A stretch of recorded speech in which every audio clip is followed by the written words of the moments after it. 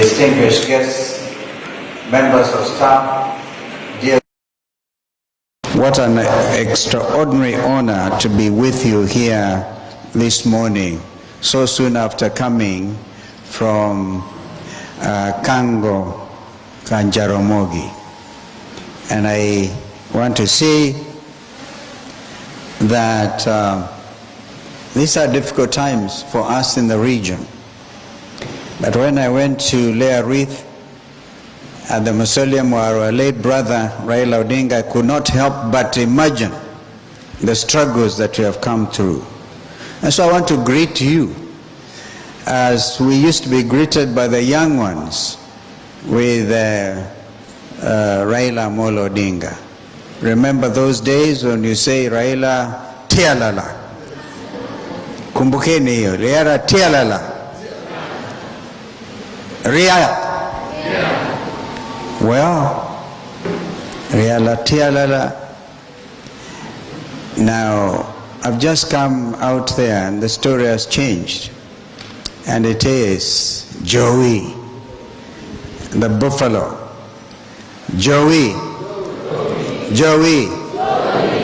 You need to carry a spear with you so you can make a bit of sense out of that. But students of Lukenya University, you are truly honored to be able to host such a distinguished leadership in our continent. And more particularly the chief guest today. I bring you greetings from one who was a fourth president like you, the Honorable Uhuru Muigai Kenyatta. I was speaking to him as I was driving in to Lukenya, and he was so excited. He leaves the country tomorrow and he asked me to convey his message of welcome to you. And there's so much again as Mheshimiwa Jessica Balu, Member of Parliament for this area, you did make some very interesting comparison between our chief guest and yours truly. That you are born the same year, believe it or not. But Mr. President was born in February and I was born in December. They went on to found Botswana Patriotic Front. And we are members of Wiper Patriotic Front. And then you have come visiting. I hope I'll go visiting. In fact, my plan says by Wednesday I'll land in Gaborone. So I hope you'll be home by then and to be able to visit. So let me make this submission in writing, because if I don't, my brother PLO Lumumba will have carried the day. And Sylvia said, it's so difficult to speak after PLO. But PLO, I must tell you, I'm very personally proud of you because of what you have done to this university.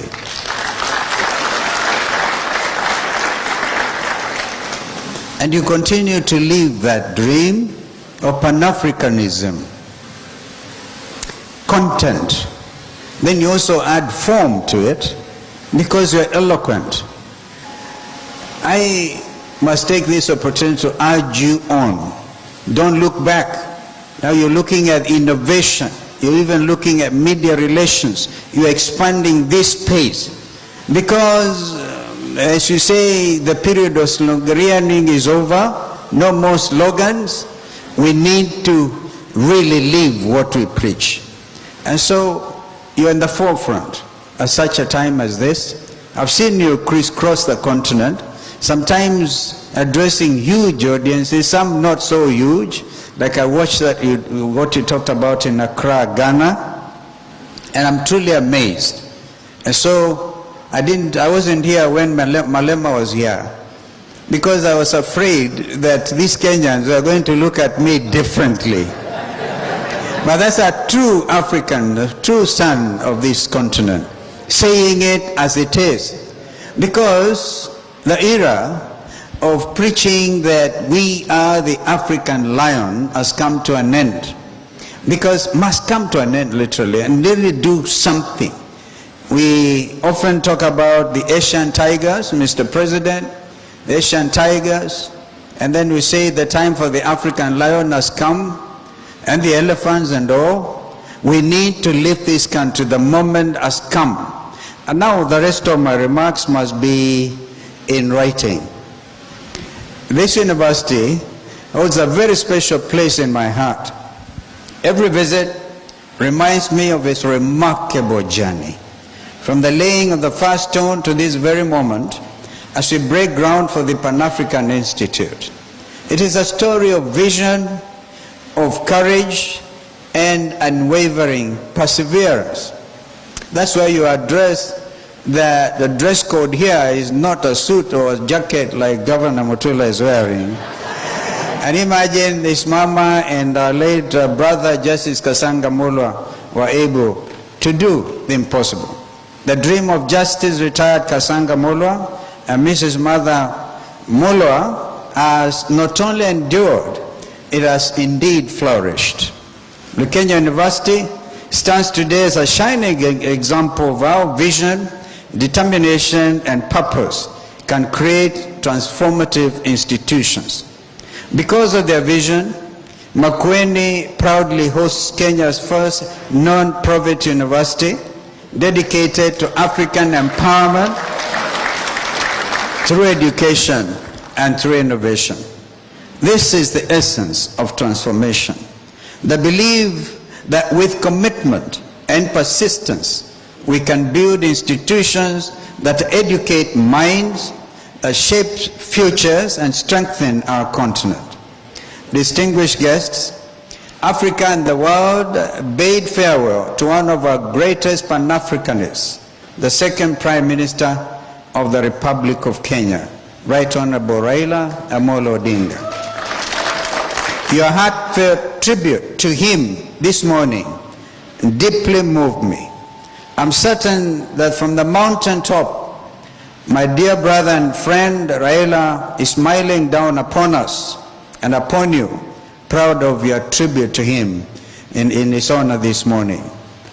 And what Junior forgot to say is when I did not contest the three presidential elections in a straight line, it's because I chose for the first two to be my brother's running mate.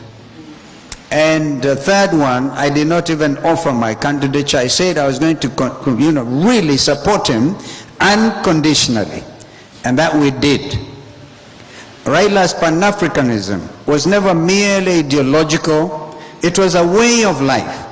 For decades, he championed African unity, economic cooperation, and leadership that prioritizes people.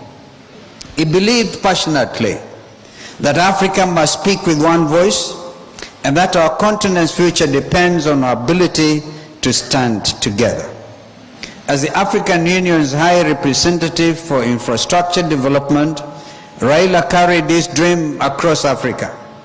He envisioned a continent connected by railways, by roads, by energy corridors, and digital networks. A continent bound not by borders, but by shared purpose. He often reminded us, I quote, Africa cannot trade or integrate without infrastructure, end of quote. For Raila, this connection was more than development, it was liberation. And therefore I also agree with you, my brother PLO, when you say the time for economic liberation is now. It was important. Our forefathers, a lot of whom are actually being depicted right in front of us, struggled and fought for African political liberation. And that was achieved. And I think the story of Kwame Nkrumah and the argument at the OAU summit at that time, whether they should have gone for integration. I think others like Mwalimu Nyerere and others, that a few had a different way of looking at it. But imagine Kwame Nkrumah's dream been agreed with. This will be a continent like no other. So now, for my brother Raila, even in death, his spirit continues to inspire. His voice reminds us that Africa's power lies in cooperation, not in division, in dignity, not in dependency. May his soul rest in eternal peace, and may his dream for a united Africa live on. Of course, he joins many, many others. I can tell you, for example, at the occasion to even reach out to brother leader who was misunderstood, Muammar Gaddafi. I see my friend PLO. I think you need to look a little bit at that contribution. Muammar's vision was for an African foreign policy, which is common, and African defense policy, which is also common. But I can see that there are difficulties in achieving some of these things. Ladies and gentlemen, there is truly a wind of change sweeping across our continent. This wind is the latest expression of Pan-Africanism, I dare say. The wave of Gen Z-led protests across Africa against bad governance, against corruption, impunity, lack of transparency, electoral fraud, and rising living costs is a powerful testament to a new generation rising. These peaceful demonstrations are not acts of recklessness. They are acts of hope and determination aimed at restoring the dignity of their generation and ours, just as their forefathers restored Africa's dignity through the struggle against colonialism and oppression. This is Pan-Africanism in action, an awakening that must be recognized and supported. African leaders must stop treating protesters as criminals. In the case of Kenya, in the case of my own country, a senior counsel, I went out there, PLO, next to committing maximum prison, to enter and defend young Kenyans who are charged under Prevention of Terrorism Act, that your own children were even seen as terrorists. So, leaders must listen to their people and not silence them. This surge of youth-led Pan-Africanism is not accidental. 19 coups in just 4 years, coupled with the persistence of one-term presidencies, are warnings we cannot ignore. Well, did I talk to you? Did I say one term? Did I hear you say one term? One term. Mr. President, that is the clarion call in our country. This has become our second national anthem. Guests, dear friends, as we break ground for the Pan-African Institute today, let this moment be a reminder that Africa's future is in our hands and we are still painting our canvas. Let this institute be a beacon, a place where ideas ignite, talents are nurtured, and Pan-African ideals are brought to life through education, through innovation, and through action.